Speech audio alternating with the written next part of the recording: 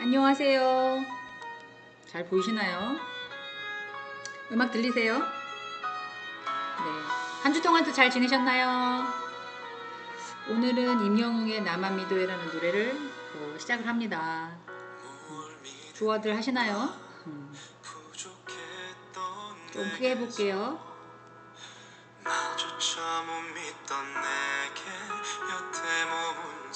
제목을 보니까 이제 나만 믿어요 라는 뜻이더라고요. 오, 노래 되게 잘하죠.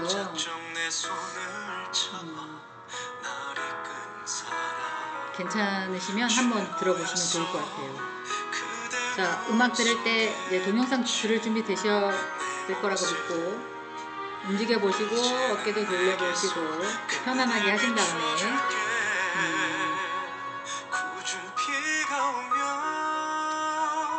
아쉽지만 딱 1분만 하고 끊겠습니다. 잘들 지내셨는지 모르겠습니다. 네. 이제 조금 쌀쌀해요 날씨가. 학교 오실 때 좀 건강하셨으면 좋겠다라는 생각도 좀 하고요. 또 환절기니까 감기 안 걸리시게 잘 관리하셨으면 좋겠어요. 오늘은 조물주 위에 건물주 두 번째 시간인데요. 혹시 잊어버리셨을까봐 저번 주에 하셨던 거를 똑같은 이제 연결될 1탄, 2탄 뭐 이런 거라 연결 한번 시켜보려고 다시 상기시켜 드릴게요. 자, 건물이라 뭐 이렇게 해서 약간 건물을 만약에 사게 된다면 뭘부터 해야 될까요? 일단은 처음에는 어디서 뭘 사지 이거보다는 계획, 자금 계획을 먼저 세우셔야 됩니다. 그리고 대출을 어떻게 받을 거며 또 내가 어떻게 돈을 갖고 이렇게 할 거다 이런 게 이제 대출 계획을 세우는 게 자금 계획이 첫 번째고요. 두 번째는 이제 건물에 매입을 했을 때 매입 목적, 지역, 뭐 현장 답사, 뭐 법적 규제 검토 뭐 이런 것들로 이제 시작된다라고 말씀을 드렸어요. 그리고 또 하나 물론 뭐 권리상의 등기도 봐야 되고 뭐 여러 가지도 봐야긴 하겠지만 너무 싸게 나온 것들을 혹하지 말아라 그렇게 말씀을 드렸던 걸로 생각이 듭니다. 그리고 뭐 성공 사례도 얘기를 자료를 지금 보고 있는데 말씀드렸던 걸로 기억해요. 근데 이제 만약에 자금 계획도 어느 정도 세워지고 그리고 메인 목적이나 지역도 세팅이 되어 있다면 이 건물을 어떻게 활용할 건지가 관건이라고 말씀드렸잖아요. 그래서 뭐 현재 사용하고 있는 뭐 사무실을 좀 넓혀서 쓸 건지 아니면 직원을 위해서 쓸 건지 아니면 회사 뭐 주거용으로 쓸 건지 이제 이런 것들을 조금 고민해 보십시다라고 말씀드렸고 그 제가 갖고 싶은 그 건물에 세입되어 있는 그런 업종들도 조금 더 파악을 해서 어떻게 해야 될지 또 판단을 하셔야 된다 이런 말씀도 드렸던 걸로 기억합니다. 그리고 이제 대부분의 이제 다는 아니지만 한 80%가 건물을 거의 꼬마 빌딩을 산다 이렇게 싶으면 거의 수익용 빌딩으로 생각을 하실 거잖아요. 그래서 그럴 경우에는 어떻게 해야 될지 뭐 예를 들면 투자를 해서 그만큼 제가 걷어들여야 되잖아요. 이제 그런 것도 한번 생각해 보시고 그리고 고정으로 이제 임대료가 잘 들어와야 돼요. 이러면 이제 세입자 상황도 좀 파악을 하셔야 되고요. 그런 거를 이제 잘 구분을 해서 제일 좋은 건 뭐라 그랬죠? 제가 알고 있는 지역에 또는 그 내가 잘 알고 있는 즉 내가 살고 있는 지역의 주변을 좀 잘 살펴서 투자를 하는 것이 제일 좋다. 그런 얘기를 드렸어요. 그리고 지역을 좀 모른다고 하더라도 뭐 흔하지는 않지만 모든 사람들이 다 알고는 있어요. 근데 연예인들이 조금 매입했던 그런 빌딩 주변들 이런 것들이 조금 약간 인기가 있다. 좀 멋있게 얘기하면 투자 가치가 많다라고 전문가들이 얘기를 하더라고요. 그런 것들도 좀 기억을 해보시면 좋을 것 같다. 그리고는 자주 가봐야 된다고 말씀드렸죠. 가서 시간대별로 그 다음에 뭐 아침이면 아침 시간, 점심이면 점심 시간, 뭐 이렇게 아유 뭐 그냥 건물 하나 사는데 이렇게 왔다 갔다 많이 해야 돼? 뭐 이렇게 생각할 게 아니라고 말씀드렸어요. 왜냐하면 자주 방문해서 건물주 입장에서 내가 내 건물이구나 이렇게 생각하지 말고 내가 만약에 세입자여서 저기를 들어가서 산다면 들어가서 뭔가를 이렇게 장사를 한다면 아니면 사무실을 쓴다면 어떻다 이런 것들로 임차인 눈으로 약간 그 건물을 봐야 된다 이런 말씀도 드렸던 것 같아요. 그리고 어떻게 보면 이 건물이 살 때보다 팔 때 훨씬 더 중요하다고 말씀을 드렸습니다. 그래서 그런 거 제가 말씀을 드린 걸로 기억을 하고요. 그리고 또 하나는 내가 들어간 것만큼 건물을 통해서 또 뽑는다고 표현하긴 그렇지만 수익 창출을 얻어야 되니까 그런 것도 생각을 해보셔야 된다. 그래서 계약할 때 조금 꼼꼼히 어떤 그 지분이 나눠져 있는지도 좀 보셔야 되고요. 그리고 혹시 공실이 있을 경우에는 어떻게 대처했는지 좀 알아보시고요. 혹시 재개발의 여파는 없는지 뭐 이런 것들도 조금 보셔야 된다. 그리고 주택이나 상가 같은 경우에 혹시 용도 변경이 되는지 안 되는지 그런 것도, 그리고 증축을 했을 때 더 올릴 수 있는지 없는지 이런 것도 좀 보셔야 나중에 문제되는 게 없다. 이렇게 말씀을 드렸던 걸로 기억을 합니다. 기억을 하시는지요? 자, 이번에 시간에는요, 이제 조물주 두 번째 시간인데요. 제가 이제 한 장을 살짝 넘기겠습니다. 그러면 이제 조물주 두 번째 시간에는 건물을 위해 투자를 어떻게 하면 좋을까? 이게 관건이에요. 투자를 어떻게 하면, 대부분의 돈 있으면 그냥 투자하는 거 아니야? 라고 생각하실 수도 있는데, 투자를 어떻게 저번에 말씀드렸던 거는 건물 위주라고 한다면, 요번에 말씀드린 것은 땅에 있을 수도 있고요. 그리고 또 이렇게 건물도 건물 나름이잖아요. 너무 10층, 20층, 30층 이건 일단 개인보다는 법인들이 많이 사는 거니까 작은 빌딩 2층이나 3층짜리 아니면 최하 4층짜리 이런 건물도 꼬마 빌딩이라고 얘기하는데 그런 것도 조금 생각해 보시고요. 그리고 이제 선생님들 살고 계시는 이제 아파트, 거의 다 아파트에 주택에 살고 계시거나 빌라에 살고 계시는 분들도 있지만 그런 거 다 포함해서 우리가 거주하는 그런 거를 또 투자해 보셔도 되고요. 그리고 조금 더 이제 확장해서 나가면 내가 살고 있는 집을 누구에게 빌려주는 경우도 없잖아 있거든요. 이제 그런 거 얘기를 한번 해볼까 생각 중입니다. 맨 처음에 이제 땅 얘기가 나오는데요. 우리나라는 땅덩어리가 작아요. 그렇죠? 그래서 모든 사람들이 이제 땅과 집이나 이런 것들을 소유하려고 많이 노력을 하죠. 그래서 돈만 생기면 땅을 사시는 분들도 있고 또 건물을 사시는 분들도 있고 이제 이렇게 해도, 근데 우리나라가 제일 잘하는 건설업 중에서 제일 잘하는 건설이 아파트를 짓거나 건물을 짓는 게 아니고요. 제가 알아본 경우에는 이제 도로 건설이 우리나라가 제일 잘한다고 들었어요. OECD 국가에서 한 5위 정도 되는 걸로 알고 있습니다. 일본보다도 높아요. 그래서 우리나라에서 그렇게 자랑거리라고 얘기를 해야 되나? 그러니까 건설을 잘 할 수 있는 그런 땅, 이제 이런 거가 신도시를 열었을 때, 신도시를 개설할 때 이제 이렇게 고속도로 개통이라든지 그런 것들 주변의 땅들이 훨씬 더 투자 가치가 많다. 전문가들 얘기입니다. 그리고 공장 용지에 대해 건설 이런 것들, 그다음에 이제 물론 주변 상황도 좀 봐야겠죠. 어느 정도 역할이 되는지. 이 국토교통부에서는요. 국토도시라든가 주택도시, 그래서 도로, 철도 이런 거에 대한 보도 자료가 엄청나게 많이 나오고 있어요. 그래서 만약에 나는 땅을 좀 관심이 많다. 그러면 그런 도로, 그런 교통부에 가셔가지고 사이트를 찾아보셔가지고 보도 자료를 계속해서 보시는 거죠. 그러면 어디에 개발이 되고 어느에 있는 도로가 좀 넓힐 거고 이런 정보들을 좀 아실 수가 있어요. 물론 이제 입찰 안내도 거기에 나옵니다. 국토부에 들어가시면 다 나와요. 그래서 그 건설사가 사전에 규정과 규격과 이런 계획을 어떻게 세웠는지 또 이런 것들도 알아보실 수가 있고요. 또 하나 이제 뉴스나 이런 거에 당연히 나오잖아요. 뿐만 아니라 이제 국민 소식지라고 해서 이제 유튜버들이 이제 그런 것만 찾아서 이런 소식들을 전달해주는 유튜버들이 있습니다. 그래서 그런 걸 또 좀 약간 참고하시면 땅에 대한 정보력을 더 많이 얻으실 수가 있죠. 그래도 어떻게 보면 땅 저기 밑에 있는 선산인데 쓰잘데없는 땅 한 평에 1,000원, 2,000원도 안 됐는데 지금은 10,000원, 20,000원씩 한다. 어유 그러면 부자 되신 거잖아요. 토지 가격 상승으로 인해서 가격이 변동되는 게 거의 없다고 보시면 돼요. 그래서 땅을 투자하시는 것도 물론 단기간에 어떤 효력이나 효과나 수익을 딱 창출하는 것은 아니에요.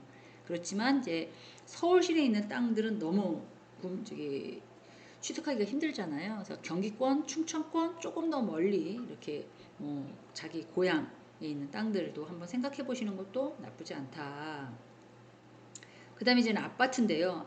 변수가 너무 많아요. 아파트는요. 솔직히 수요 공급의 법칙에 따라서 정부가 후 한 바퀴 이렇게 바람을 불면 확 올라갔다가 또 확 떨어지는 그런 상황이기 때문에 변수가 많지 않은 지역을 좀 해서 근데 거의 대부분의 주거용 내가 여기서 장기적으로 살려고 아파트를 보유하시는 분이 대다수죠. 그렇지만 강남 같은 경우에는 강남 뭐 기타 등등 데는 분당이나 뭐 이런 데는 약간 정부의 어떤 그 입김에 따라서 많이 높고 낮음이 있다고 한다면 그 나머지에서는 지금 송도 신도시 뭐 이런 데도 엄청나게 그 여파가 되게 크다 그러더라고요. 그러니까는 매매 가격은 5억인데 전세가 4억 5천, 4억 2천 이렇게 돼 버리니까 전세 들어가려고 하지 않잖아요. 조금 더 빚을 내서 그냥 구매를 해버리고 산다. 뭐 이런 경우가 많아요. 그래서 이제 물론 이제 정부 입장에서는 국가의 어떤 투자나 뭐 이런 것들을 조금 이제 정지하기 위해서 소비나 이런 것들을 좀 감소시키기 위해서 개입을 많이 해서 아파트 값을 내리기도 하고 올라가기도 하고 뭐 이렇게 합니다.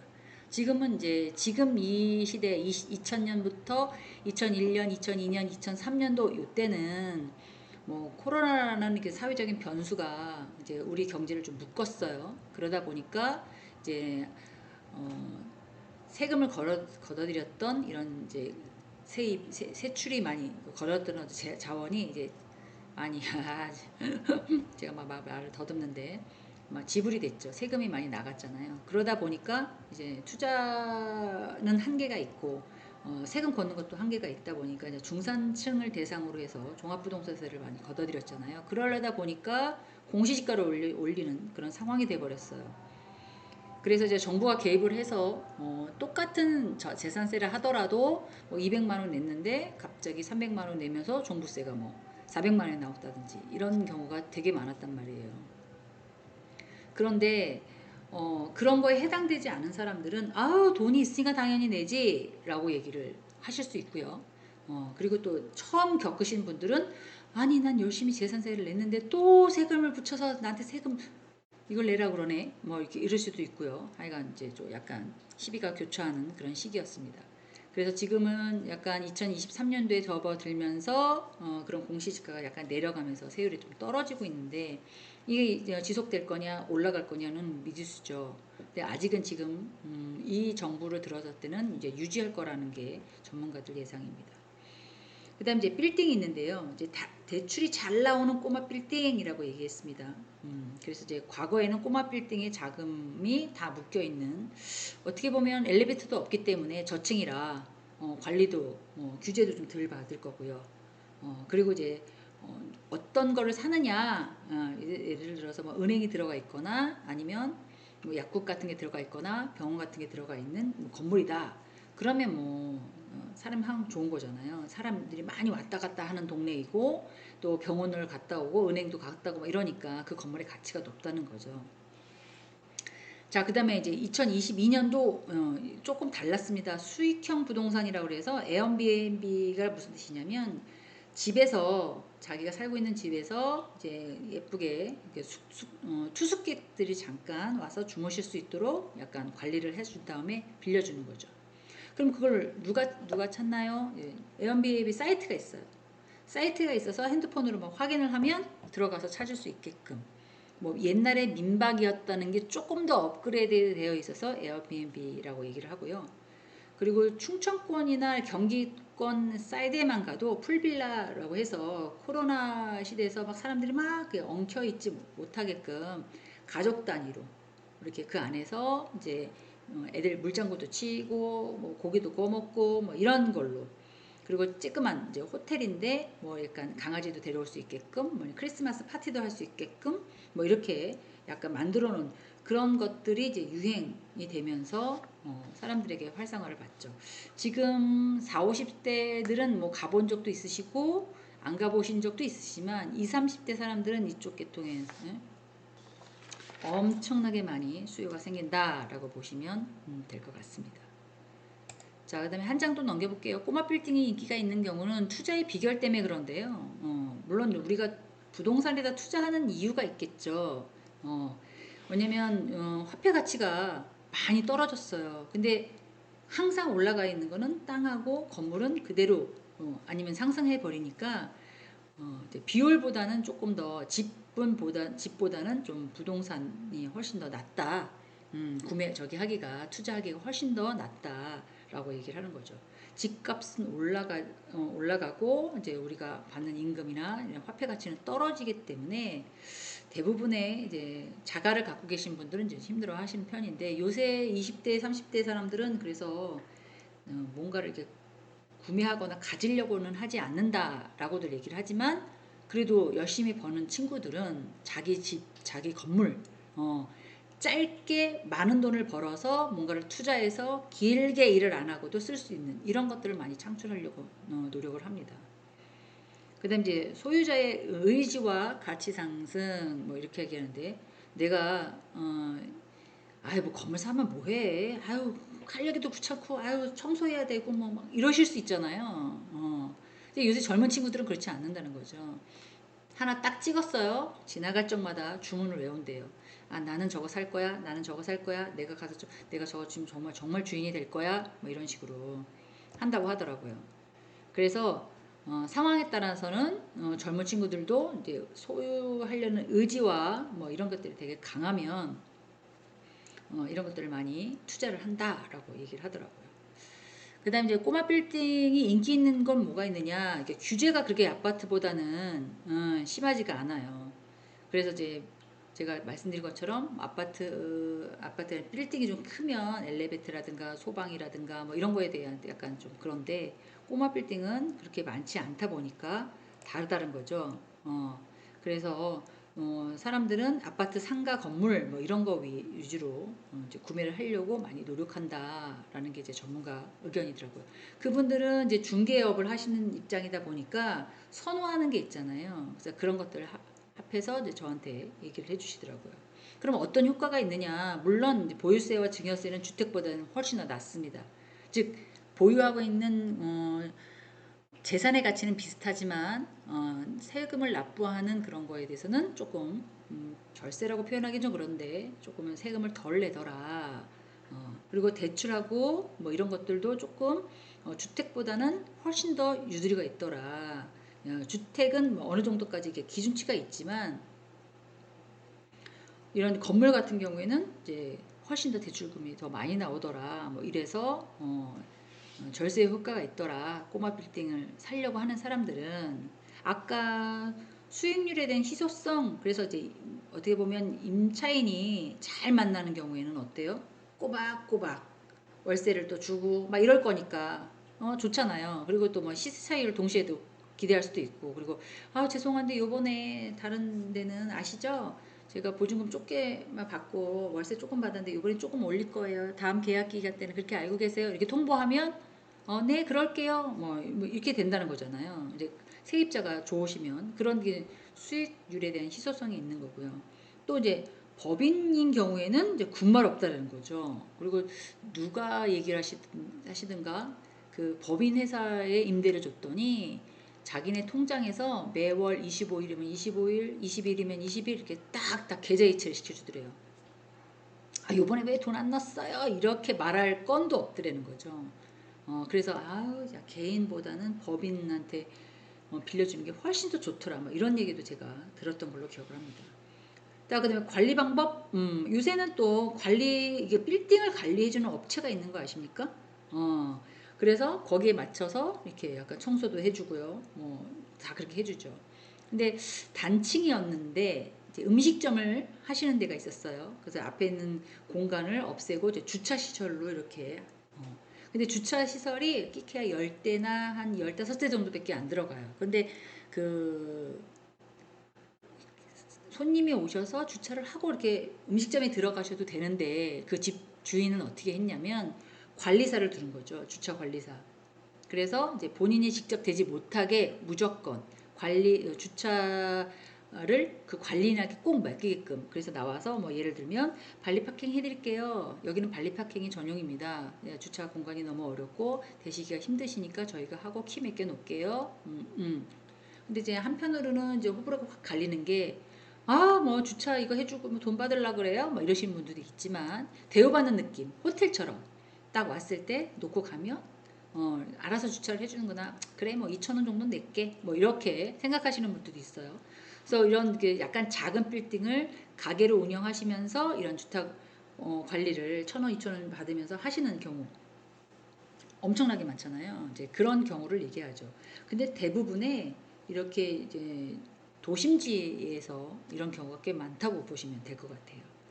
그래서 이제 관리 방법을 이제 그렇게 해준다. 또 하나는 이제 정보의 대중화, 이제 시세는 누구보다도 빨리빨리 파악할 수 있는 거죠. 그리고 연예인들도 그런 걸 좀 들으면서 미리 구성을 하는 거예요. 여기를 사면 내가 미래의 수익성이 얼마나 되겠구나. 여기는 이동 인구가 어느 정도 되니까 어떻게 되겠구나. 뭐 세입자 입장에서도 현황을 빨리 파악해서 이 사람들은 그냥 같이 가도 되겠구나. 뭐 이렇게 내가 정말 이 빌딩을 구매하면서 얼마만큼 수익을 창출할 수 있는지를 먼저 따질 수 있는 거라 해서 요새는 꼬마 빌딩이 엄청나게 투자의 가치가 있는 거라고 얘기를 하시더라고요. 전문가가 그렇게 얘기를 하시더라고요. 그래서 또 하나는 뭐냐면, 그래요? 그러면 전문가를 많이 만나야겠네요. 근데 제 생각도 같아요. 전문가를 많이 만나서 더 자주 괴롭혀야 된다. 물론 말은 제가 재밌게 이렇게 썼어요. 근데 제 생각은 뭐냐면 친절하게, 제가 만약에 건물이나 이런 거를 좀 소유하고 싶어 하고 있는 그 주변 부동산 분들하고 중개업자하고 친하게 지내는 거죠. 그래서 이렇게 막 칭찬도 해주면서 나 이런 건물을 하고 싶은데 어떻게 생각해요? 뭐 어떻게, 그래서 한 사람한테 들은 게 아니라 이제는 이제 다른 사람한테도 또 다른 사람한테도 같은 말을 지속해서 똑같이 듣는다면, 저 건물에 대한 수익의 창출은 훨씬 더 미래적이구나 라고 판단할 수 있다는 거죠. 그리고 너무 젊은 사람이 못해요 라는 것보다는 그 동네에 오래 사시면서 중개업도 많이 하시고 본인 집도 거기이시고 이런 분들은 그 동네 장소를 다 꿰고 있다는 거죠. 그래서 정보가 금방 들어올 수 있어요. 예를 들면 요새는 또 인터넷이라는 제도와 핸드폰이라는 제도와 의해서 어느 아파트 A동에 102호가 집을 내놨어요. A라는 부동산에. 그러면 A라는 부동산에서만 팔 수 있는 그런 권한이 있었는데 B, C한테 요새는 이제 다 이렇게 퍼진다는 거죠. A라는 부동산을 만약에 그 집을 팔면 100만 원을 받아요. 근데 B나 C가 팔아주면 그 누가 팔아줬는 사람에 따라서 얼마씩 내가 먼저 물건을 받았으니까 6대4, 7대3 이렇게 나눕니다. 그러면 옛날에는 이제 복덕방 그래가지고 저한테 주시면 내가 꼭 팔아서 내 돈만 가져야지 이런 분위기였다면 시일이 많이 걸렸잖아요. 근데 지금 정보화 사회이기 때문에 누가 빨리 파느냐에 대해서 빨리 현금화, 물, 거의 뭐 카드 긁는 사람 별로 없이 현금화 할 수 있잖아요. 그래서 전문가를 좀 자주 괴롭혀서 정말 탄탄한 정보력을 얻으셔야 된다는 거죠. 그리고 누가 어떻더래, 뭐가 그렇더래, 이 정보의 질도 되게 중요합니다.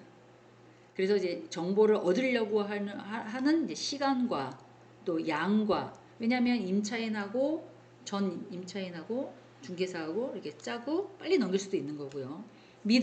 나를 믿고 그냥 사, 뭐 이럴 수도 있는 거고요. 그러니까 그런 것들을 이제 파악하시기 위해서는 자주 이렇게 찾아보고 친절하게 대하시면서 이렇게 정보를 좀 알고 가셔야 된다는 거예요. 그리고 가장 경험이 많은 전문가를 만났으면 좋겠다. 그리고 자기네들끼리 이렇게 협회가 있는 건 알고 계시죠?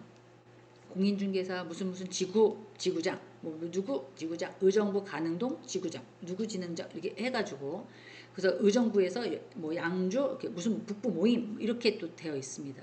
그리고 그 사람들끼리도 네트워크가 형성되어 있단 말이에요. 그러니까 한 사람한테만 의존하지 마시고 한 두세 명, 많게는 세 명, 네 명한테까지도 정보를 계속 들으려고 노력하시는 게 도움이 되시겠다. 이제 그런 얘기죠.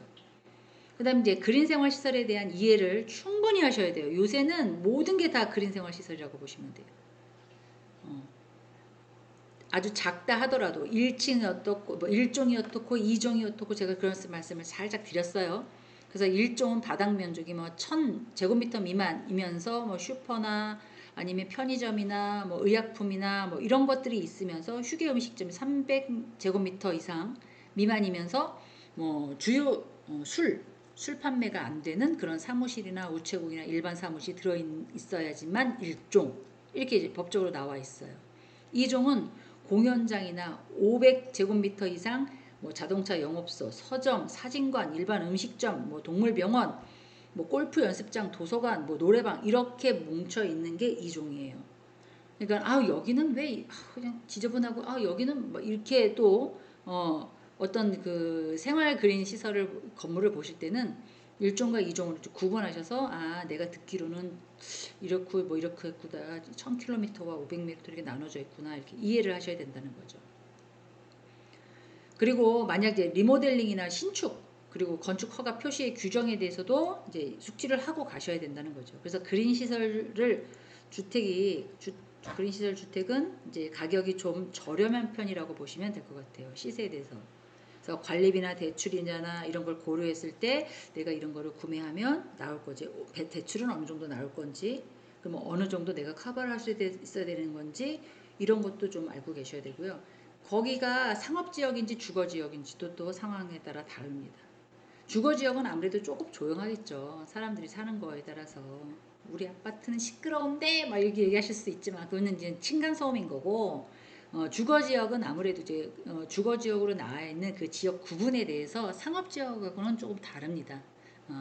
그래서 상가가 들어올 수 있는 곳인지 아닌지 나는 그래도 무슨 건물을 살 때 상가도 이렇게 들어오고 북적북적하고 이런 데를 나는 선호할 거야 이러신 분도 그래야 사람도 많이 오고 뭐 노래방에 들어오면 어때 학원이 들어오면 어때 뭐 임차료만 사람들 뭐 이렇게 하시는 분도 있고 난 조용하고 그래도 이런 거 같은 거 하고 싶어. 뭐 도서관이라든가 뭐 일반 음식점이라든가 뭐 이런 걸 하고 싶어.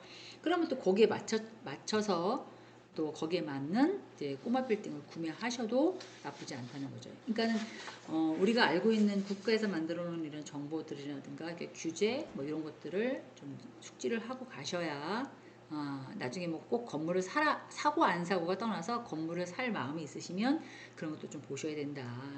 그런 말씀을 또 드리고 싶어요. 자, 다음은 빌딩에서 수익 창출의 다섯 가지 포인트라고 얘기를 말씀드렸는데 지금 같은 말이 이렇게 좀 반복되어 있습니다. 세금 납부, 건물을 사시면 당연히 세금은 납부를 하셔야 돼요. 처음에 구매를 하실 때는 취득세를 납부를 하셔야 되고요. 갖고 보유를 하고 계세요. 그러면 뭐 재산세나 뭐 종합부동산세 해당이 되면 이제 그런 걸 납부를 하셔야 되고요. 그리고 혹시 건물을 이 그림에 있는 것처럼 5채가 있어요. 그럼 5채를 다 임대를 해줬다라고 가정한다면 이 사람들한테 못 끊어줘야 됩니까? 세금 계산서 끊어주셔야 돼요. 그죠? 이 사람한테는 500만 원 받고 이 사람한테는 300만 원 받고 이 사람한테는 200만 원 받고 이런 것들을 해주셔야 되잖아요. 당연히 그거에 대한 부가가치세 또 아니면 법인이면 법인세, 개인이면 종합부동세를 납부를 하셔야 된다는 거죠. 그리고 만약에 건물을 좀 이쁘게 만들고 싶어서 수리를 하셨어요. 뭘 고치셨어요. 그거를 의학적으로는 자본적인 지출, 수익적인 지출 이렇게 얘기를 하는 거거든요. 그거에 따라서도 또 얼마만큼 공제받느냐에 따라 세금이 많고 적고 또 다릅니다. 뿐만 아니라 그 건물을 샀을 때 대출 받았을 거 아니에요. 그거에 대한 지출, 이자 다 받으실 수가 있어요. 그리고 사람 쓰는 것보다 나는 청소를 잘하니까 내가 막 뭘 닦고 막 이렇게 했어요. 그런 것도 공제를 받으실 수가 있거든요. 그래서 이제 눈으로 보이는 자산을 유형자산이라고 구분한 거고요. 눈으로 보이지 않는 것들을 무형자산이라고 얘기를 합니다. 그래서 뭐 눈으로 보여지고 눈으로 안 보여주고 뭐 이런 것까지 인식하실 필요는 없지만 건물을 샀을 때 건축물을 어떻게 활용하는지 개별 상승의 효과가 있는지 수익의 임대료는 고정적인지 그걸 따지셔야 되고요. 토지의 가치 상승 지역에 따라 다르잖아요. 그러니까 그거에 대해서도 자본에 대한 수익도 고려해 보셔야 된다는 거죠. 뿐만 아니라 지금은 대출 이율이 많이 올라서 막 부담스럽잖아요, 사실은. 근데 고대출 많이 나오면서도 저금리. 그러면 너무 좋겠죠. 근데 주택보다는 빌딩에서 훨씬 더 저렴하게 받을 수 있다고 제가 말씀드렸어요. 근데 그런 것도 생각해 보셔도 되고요. 임대 사업에 대한 관리나 운영, 엑시트 플랜 이제 아시죠? 출고라는 뜻이라고 말씀드렸어요. 투입한 것만큼 내가 뽑아볼 수 있느냐? 근데 이런 뭐 빌딩을 사면 이런 어떤 효과가 있다고 그러는데 나는 왜 빌딩을 못 살까요? 제가 뭐라 그랬습니까? 아무리 돈을 벌어도 의지가 없는 거지. 저 빌딩을 내가 꼭 사야 되겠어. 돈이 막 여유 있게 많아가지고 빌딩을 사는 사람은 없습니다. 그죠? 그래서 전문가들이 그러더라고요. 내가 저걸 꼭 가져야 되겠어. 어떡하든지. 그러면 어떤 목적이 생기면 시드머니를 만들 거고요. 그 시드머니가 만들어지면 이제 어떤 액션을 취할 거고요. 그 액션을 취하면 내가 대출을 갚아놓으면 또 어떤 수익 창출을 제가 일을 하던 뭘 하던 그 다 갚아낼 수 있는 뭐 그런 얘기들을 쭉 하시더라고요. 그분이 또 뭐 저한테 건물을 이렇게 팔으려고 이렇게 조언해 주셨는지는 모르겠지만 거의 의지 그리고 다른 책을 또 제가 막 자료를 좀 봤지만 거의 빌딩은 돈이 많아서 뭔가를 구매하는 게 아니라 내가 뭔가를 가지려는 빌딩을 소유하려는 의지가 필요하다. 근데 생각해 보세요. 모든 물건인들이 그렇지 않을까요? 선생님들 뭐 이렇게 예를 들어서 내가 오늘 짜장면을 먹어야 되나 짬뽕을 먹어야 되나 뭐 이렇게 그러면 뭐가 더 먹고 싶다는 의지가 있어야지만 뭘 먹잖아요. 그런 거랑 같다고 보시면 돼요. 돈이 빌딩을 살 정도로 그렇게나 많아? 이런 사람은 없습니다. 그걸 만들어서 내가 내 소유로 갖겠다. 그런 의지가 가장 중요하다. 뭐 이런 얘기를 또 말씀드리고 싶어요. 자, 그 다음에 수익 창출의 포인트라고 해서 개별적인 상승 요인이라고 했는데 주변 사람들끼리 뭐 사이좋게 지내야지만 근데 이제 주변 환경에 비슷한 가치를 상승시켜줘야 수익이 높다.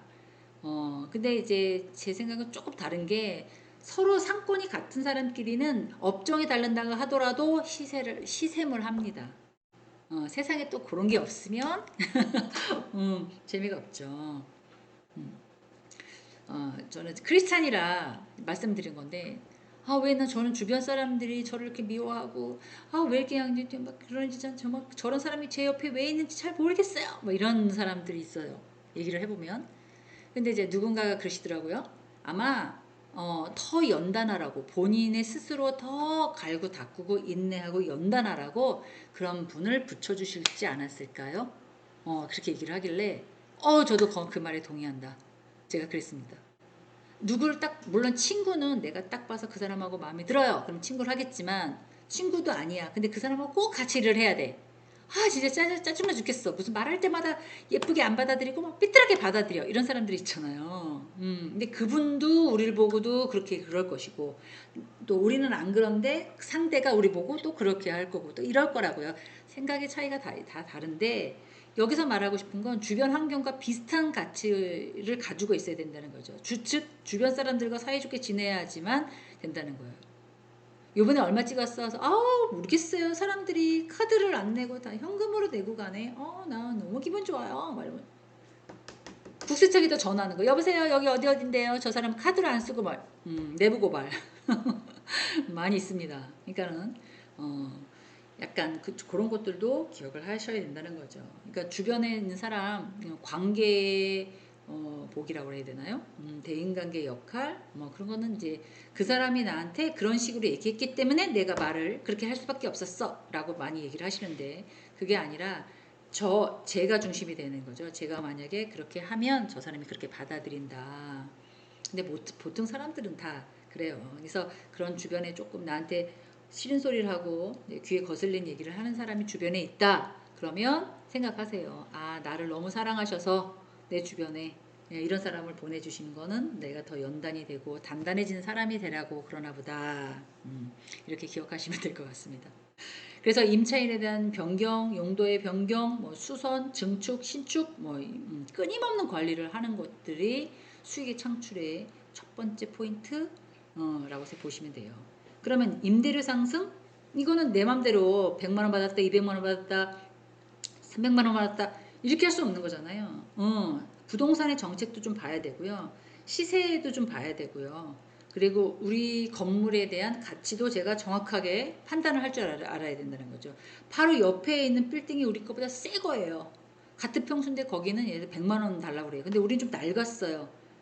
근데 같은 평수인데 우리는 80만 원이에요. 그럼 차이가 나잖아요, 벌써. 그죠? 이제 그런 것들을 좀 따져야 된다는 거죠. 물론 이제 사회적인 변수가 없다면 임대료 상승은 계속 올라간다고 보시면 될 것 같아요. 그래서 상가 임대차 보호법을 좀 숙지하셔서 거기에 보면 매년 5%씩 상승하는 걸로 되어 있어요. 근데 지금 2019년 코로나 이후부터는 정지거나 다운이었어요. 근데 지금 차츰차츰 올려가려고 너무 노력을 하고 있죠. 근데 약간 떨어져 있는 상태라 그걸 한꺼번에 올리기란 경제적인 부담이 너무 크기 때문에 아유 진짜 좀 코로나 풀렸다고 바로 또 이렇게 올리시네. 전 나갑니다. 여기 빼주세요. 뭐 이럴 수도 있잖아요. 공실보다는 있는 게 나니까 그런 것도 또 고민해 보셔야 되고요.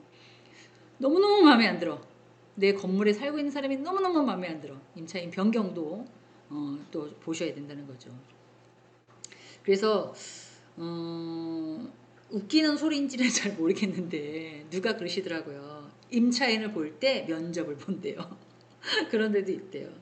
그래서 뭐 예를 들어서 우리 빌딩에 들어올 만한 가치가 있는 사람인지 여기 들어와서 우리 빌딩을 상승시켜 줄 사람이 있는지 뭐 이렇게 그래서 뭐 그런 얘기 하면 웃기지도 않네 진짜 별의 별 사람이 다 있네 라고 얘기하실지도 않은데 제가 이건 들은 얘기예요. 63 빌딩이 하나생명에서 이제 개별 분양으로 다 넘어가면서 매출이 어느 정도 되는 기업들 앤드 자본이 어느 정도 되는 사람들 또는 직원이 200에서 300명 이상인 그런 기업체들만 대상으로 이제 63 빌딩에 들어올 수 있게끔 이렇게 그런 얘기가 있었어요. 진짜 그런지는 모르겠는데 제가 들은 얘기입니다. 그래서 좀 업종도 고려해야 되고 왜 좋은 사람들이 깔끔한 빌딩에서 약간 그 빌딩 자체를 건물화 보는 게 아니라 생명체로 봐서 약간 의인화 시켜가지고 이렇게 잘 관리하고 예쁜 뭐 그렇게 판단하지 않을까. 그만큼 사랑과 또 정성이 있어야지 또 주인이 되는 거겠죠. 그 다음에 이제 용도 변경입니다. 아까 말씀드렸던 건 대출의 용도의 변경에 따라서 근생시설, 뭐 1종이 어떻고 2종이 어떻고 3종이 어떻고 뭐 이러잖아요. 이제 거기에 따라서 그다음에 이제 여러 가지 다주택자냐 아니면 법인이냐 뭐 이거에 따라서 중과세를 붙일 거냐. 뭐 1세대 3, 뭐 한 세대가 여러 주택을 갖고 있으면 당연히 중과세 붙어야 되잖아요. 그래도 난 그 정도는 낼 수 있는 능력이 돼. 뭐 이렇게 되면 법인은 또 이런 것들에 대한 용도 변경이나 이런 절세 것도 알고 계셔야 된다는 거죠. 자, 그다음 공사를 통한 수익 창출. 왜냐면 이 건축법을 또 잘 알고 계셔야 되는 게 뭐냐면 승인이 안 날 수도 있어요. 그래서 건축물에 대한 어떤 허가라든가 용도 변경에 대해서도 구청이나 이런 데도 엄청나게 많이 물어보셔야 된다는 거죠. 법인체이면 뭐 잘 운영되기 때문에 뭐 잘 나오고 개인이면 안 나오고 뭐 이런 거는 아니거든요. 그렇기 때문에 새로 리모델링을 좀 하더라도 그 건물에 대한 내가 돈을 그 건물에 들어간다면 집어넣는다면 더 많은 건물의 가치 앤드 부동산 임대 수익을 보고 투자를 하는 건데 이런 어떤 변경이나 이런 요건 사항들을 잘 몰라서 새로 리모델링을 했다 하더라도 잘 안 되는 경우도 있어요. 그러니까 이제 주식회사 같은 경우에는 이제 결단력하고 경영자의 의사결정이 엄청나게 중요하죠. 네, 그런 것도 한번 생각해 보시는 것도 나쁘지 않는다. 자, 그 다음에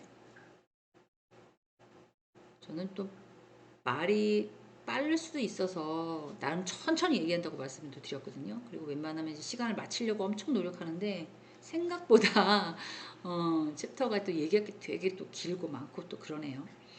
조금 걱정이 됩니다. 자, 수익 창출의 두 번째 포인트는 뭐냐면 지역 상승입니다.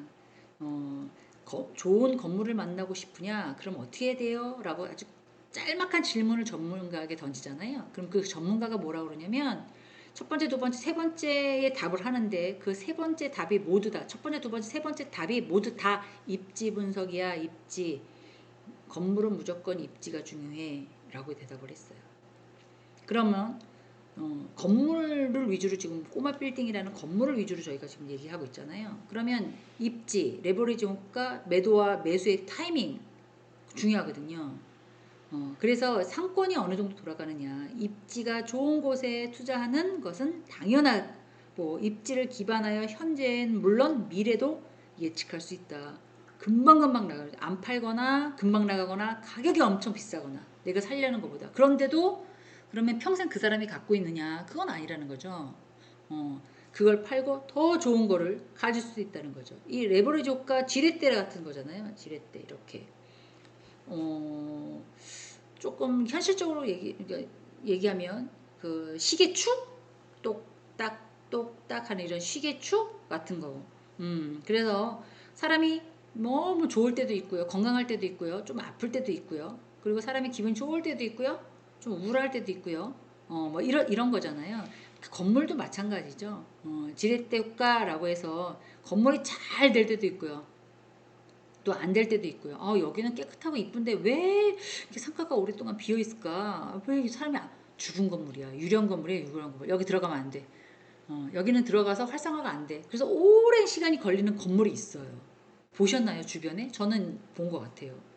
거기 뭐 1층에 뭐 은행도 있고 뭐 카페도 있고 막 그런데 지하에부터 위에까지 이상하게 사람이 안 들어오는 거예요.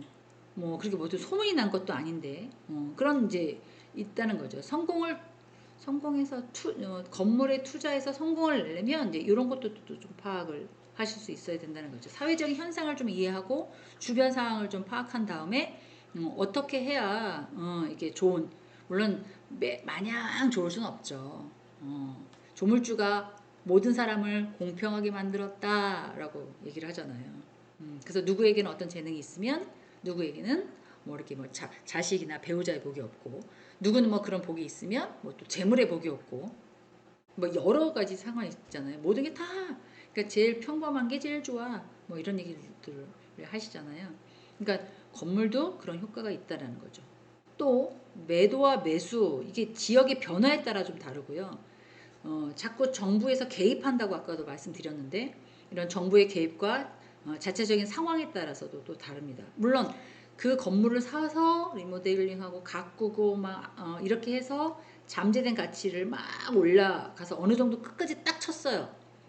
요때 바로 타이밍, 예를 들면 국토부에서 어떤 소식에 의해서 그 건물 주변이 막 올라가.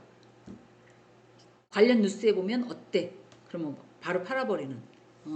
왜냐면 사람은 자기가 관심이 있는 분야에서만 이제 그런 정보를 듣게끔 만들거든요. 그래서 이런 거에 대해서 관심이 있고 건물을 사야 되겠다, 어떤 거에 투자를 하겠다라고 하는 사람들은 이제 경제면, 경영면, 금융면 이런 데를 많이 보시잖아요. 그러면 이제 거기에 상황에 맞게끔 내가 저 건물을 살려고 몇 개월, 몇 년부터 막 노렸는데 이런 일이 생겼구나. 그럼 난 지금 준비도 자금의 준비도 됐으니까 구매를 해야지. 뭐 이렇게 된다는 거죠. 그런데 하나 조금 더 걱정스러운 건 뭐냐면 가짜 뉴스도 살짝 있다라는 거죠. 그래서 전문가한테 의뢰를 하고 확인도 해보고, 그리고 뭐 예를 들면은 뭐 좀 냉철하게 자기한테 어드바이스 해줄 수 있는 사람들한테도 조금 이렇게 물어도 보고, 엄마가 뭘 알아가지고 투자를 하려 그래, 그냥 은행에다 넣어놔, 막 이런 자식들은 또 뭐 그럴 수도 있잖아요. 이제 그런 것도 좀 생각을 해보셔서 관련된 뉴스라든가 뭐 이런 것들 좀 타이밍을 딱딱 잡을 수 있는 이제 그렇게까지도 알아보셔야 된다, 그런 거죠. 자, 아까 중요한 게 뭐라고 말씀드렸죠? 수익 창출에서 지역 상승에 대해서 입지.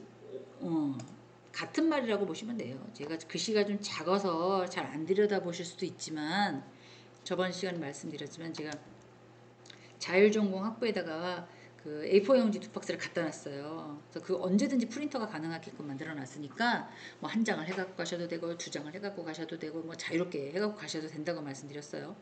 상권 분석인데요. PPT가 작아서 조금 그런데 여기 안에다가 이걸 다 집어넣으려니까 어쩔 수 없이 약간 축소를 시킬 수밖에 없게 돼서 조금 안타깝기는 해요. 자, 부문 모습 볼게요. 보면 교통의 인프라가 형성됐는지 우리가 다 알고 있는 얘기예요. 내가 살려는 그 건물의 상권이 교통편이 너무 안 좋아. 제가 알고 계시는 분이 지방에서 너무 싸게 CU 대리점이 나와가지고 덜커덕 샀대요. 너무 이렇게 싼 데가 어딨어. 세상에 대박이야. 나도 이제는 뭐 CU 이런 데 주인이 됐어. 지점장이 됐어. 막 이제 막 이렇게 사셨는데 아르바이트를 못 가는 거야. 교통편이 안 좋으니까 아르바이트가 10,000원에서 20,000원을 올려도 야간에는 사람을 죽었다 깨나도 못하는 거야. 그러니까 식구들이 돌아가면서 그걸 관리를 하시더라고요. 투자는 해놨죠? 네, 너무 싸게 나와서 했죠. 막 진짜 세 분이 돌아가면서 엄마 아빠 아들이 돌아가면서 사는데 이제 너무 힘든 거죠. 그렇게는 유지 못하잖아요. 그래서 교통편이 이제 좋아야 된다.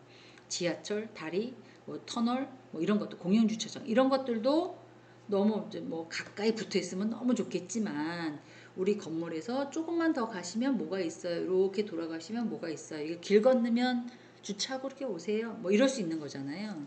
이제 그렇게 된다는 거죠. 그리고 유동인구 상업시설에 유입되면서 거품은 아닌지 이거는 제가 아까 뭐라 그랬죠? 시간별로 아침이든 점심이든 저녁이든 또 요일별로 또 계절별로 또 연도별로 이렇게 주변의 건물의 주변을 지켜봐서 구매해야 된다. 왜냐하면 이런 거품 때문에 자기가 투자해 놓고도 이스트 플레인처럼 투자한 만큼 빼먹지를 못해요. 실제 수익률이 안 나오거든요. 거품이었다는 거죠. 팔려는 사람은 그렇게 팔지 않을까요? 살려는 사람은 싸게 사고 싶잖아요. 이제 그런 차이가 좀 없잖아 있는 거죠. 그리고 도로로 이용이 가능한지 거리에 큰 상권이 있거나 주변 상황들을 조금 신흥 상권 뭐 이렇게 얘기를 하는데 이걸 읽으면서도 이렇게 좋은 건물에 있는 사람은 굳이 이건 내 거가 되지 않을 거야 이렇게 또 이렇게 부정적으로 생각하시는 경우도 있는데 뭐라 그랬습니까 제가 선생님들 의지 내가 뭔가를 해야지 라는 의지 지금 건물에 대해서 얘기를 하고 있지만 내가 꼭 의지 저 건물을 살 수 있겠어 막 이런 의지 그러려면 어떻게 그쪽으로 계속 생각하고 연구하고 뭘 찾고 방법을 찾고 이래야 된다고 제가 말씀드렸잖아요. 지금보다 배우 세대의 업그레이드가 가능한 곳 지역 재개발 같은 거 아니면 뭐 주변에 지금 제가 이걸 작성하면서 뭘 생각을 했냐면요. 의정부 안에는 대형 마트가 뭐 롯데도 있고 여러 개가 있어요. 그거 말고 디파트먼트 스토어는 의정부 신세계만 들어온 걸로 제가 기억을 해요. 다른 거가 있는지는 잘 모르겠어요. 근데 현대나 롯데나 이렇게 백화점이 여기는 조그만데 무슨 백화점이 3-4개씩 왜 필요해요. 다른 데나 뭐 그렇게 서울이나 그렇지 이렇게 생각하실 수 있잖아요. 그런 거 판단해서 이제 의정부만 딱 들어와 있는 거죠. 여기는 의정부 신세계만 들어와 있기 때문에 다른 데는 들어오면 안 돼. 근데 신세계를 싫어하는 사람들도 있어요. 현대를 찾는 사람도 있고요. 나 현대도 별로야. 롯데가 좋아. 이런 사람들도 있거든요. 근데 그게 지금 다 들어와 있지 않잖아요. 그럼 뭡니까? 그 신세계가 의정부를 배우세대를 이렇게 확인을 해서 이제 입지 분석을 하고 들어온 거죠. 더 이상은 누가 근접할 수 없게끔. 그러면 의정부나 이렇게 상주나 이런 데 살고 있어서 뭐 백화점에서 뭔가를 좀 괜찮은 물건을 사서 누구한테 선물을 해야 된다라는 사람들은 다 신세계로 들어오는 거잖아요. 그리고 어디에 딱 자리하고 있어요? 역 앞에 딱 자리하고 있잖아요. 그러니까 교통편 이런 것 이동인구 그리고 꼭 안 살아도 스쳐 지나가면서 또 식사도 할 수 있게끔 그렇게 만들어 놓은 거죠. 그리고 공원과 녹지 공간 조성 이런 것들도 제가 뭐 거기 가서 다 이렇게 훑어보지는 않았지만 대부분 이런 뭐 백화점 이라면 5층, 6층 이런 데 녹지 시설을 만들어서 거기서 차를 먹는다든지 아니면 밖에를 볼 수 있는 그걸 만들어 놓는다든지 뭐 이렇게 해놓은 데도 꼭 있거든요. 근데 이제 제가 의정부 신세계에 가서 그런 걸 확인을 하지는 않았습니다. 그러니까 그런 공간이 있는지 없는지 하여간 그런 것도 상권 분석에 포함이 된다. 그렇죠. 물론 의정부는 조금만 나가면 이제 공기가 맑고 또 산이 금방 있잖아요. 이제 송추만 나가도 그런 데가 있으니까 그렇게 해놨는지는 모르겠어요. 그리고 유입 인구에 따라서도 노출 횟수가 많은지도 확인해야 되고 상권에 따라서도 또 자리매김 할 수도 있고요. 그리고 또 뭐 꼬마 빌딩이라든가 작은 빌딩을 이제 구매를 하면 리모델링이나 증축이나 뭐 이런 것들도 고려 안 해볼 수도 없다는 거죠. 그래서 어느 지역에서 이런 것들을 좀 상권 분석을 할 때 외국 관광객들이 좀 늘어나고 있는 편이고, 이제 코로나가 풀려서 우리나라를 선호하거나 우리나라의 모든 어떤 문화를 좋아하거나 우리나라의 어떤 드라마나 노래나 이런 것들을 또 선호하는 사람들이 많잖아요. 그리고 또 한국 사람들이 많이 또 해외 나가서도 활동도 하고, 그래서 이제 외국 관광객들이 많이 늘어난다는 거죠. 그래서 지금 좀 정해져 있는데, 지금 코로나라는 이런 사회적 변수가 그걸 흔들어 놨단 말이에요. 그래서 광화문이나 인사동이나 뭐 명동 이런 데는 거의 문을 닫는 데도 좀 많이 있고, 상권이 좀 죽었죠. 그런 것들이 없잖아 있고, 대규모 자금 때문에 대형 빌들이 매매로 좀 나가는 경우도 없잖아 있고, 그리고 이제 브랜드 가치는 엄청 높긴 한데 이제 임대료가 만만치 않은 거라. 그래서 이제 좀 부담스럽거나 막 이런 것들. 근데 꼭 그 건물 안에 꼭 들어가야 되는 기본적인 상황, 뭐 약국, 은행, 뭐 이런 것들에 대해서 조금 좀 파악을 해서 달라야 된다는 거죠. 혹시 스타벅스 많이 다니시나요? 음. 스타벅스 잘 한번 들여다보세요. 정말 스타벅스는 넓은 공간에서 주차 시설도 괜찮고, 그리고 많은 사람들이 갈 수 있는 그런 공간에만 설치가 되어 있는지. 어, 저희들 세계에서 스타벅스 그럼 별다방, 별이잖아요. 별다방인데 대부분 스타벅스는 그런 데만 상권 분석을 해서 대리점을 내줍니다. 첫 번째, 주차를 할 수 있어야 되고요. 두 번째, 자리가 좀 많아서 많이 앉아 있을 수 있어야 되고요. 그리고 학생들이 많이 가서 노트북을 앉혀놓고 막 또 뭘 하고 막 이러잖아요. 그래서 그렇게 그게 가능한지. 그래서도 그 자리에서 6,000원짜리, 7,000원짜리 음료수를 먹으면서 1시간, 2시간 정도 자리에 앉아 있어도 괜찮은데 그렇게 많이 만들어줘요. 뿐만 아니라 뭐 주차 공간이 조금 부족하다 싶은 데는 드라이브 트루라고 해서 차를 타고 이렇게 한 바퀴 돌면 나올 수 있게끔. 근데 스타벅스는 제가 경험했던 한국의 스타벅스하고 외국의 스타벅스는 다릅니다. 외국의 스타벅스는 뭐 뉴욕이나 뭐 이런 데는 다 스탠딩이에요. 서가지고 먹거나 들고 다니면서. 그게 이제 문화니까 막 이렇게 먹으면서 막 바삐 움직이는 그런 건데, 한국의 스타벅스는 휴식처? 수다처? 그 다음에 약간 뭐 대화 아니면 뭐 도서실 겸 뭐 이런 경험으로 많이 하고 있잖아요. 조금 이제 다른 이미지라는 거죠. 그러니까 이 사람들도 그런 거에 대한 어떤 상권 분석을 한 다음에 포함됐다라고 보시면 될 것 같아요. 아이고, 요거가 지금 몇 장 남지 않았는데 제가 싹 다 말씀을 드렸는데 시간을 또 너무 또 많이 경과돼서 계속하면 안 될 것 같아서 그런 음악을 줍니다. 자, 이제 아시겠지만 저도 PPT를 좀 프린터를 하고 본 편이거든요. 그러면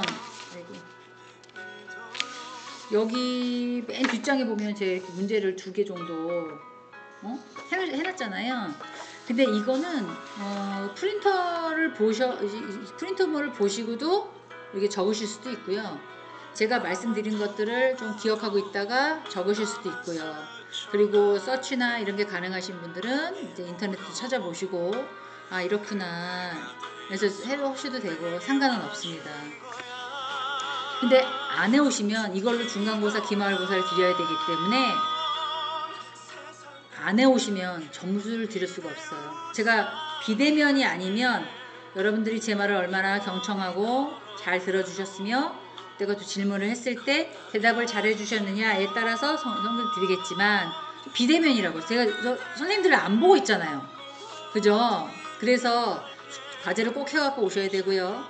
지금 이제 4월달로 넘어갔어요. 한 2주 정도 더 되면 25일쯤이면 이제 선생님들을 잠깐 과제를 미리 내시고 안 오셔도 됩니다. 회사를 가신 분은 안 오셔도 되고요.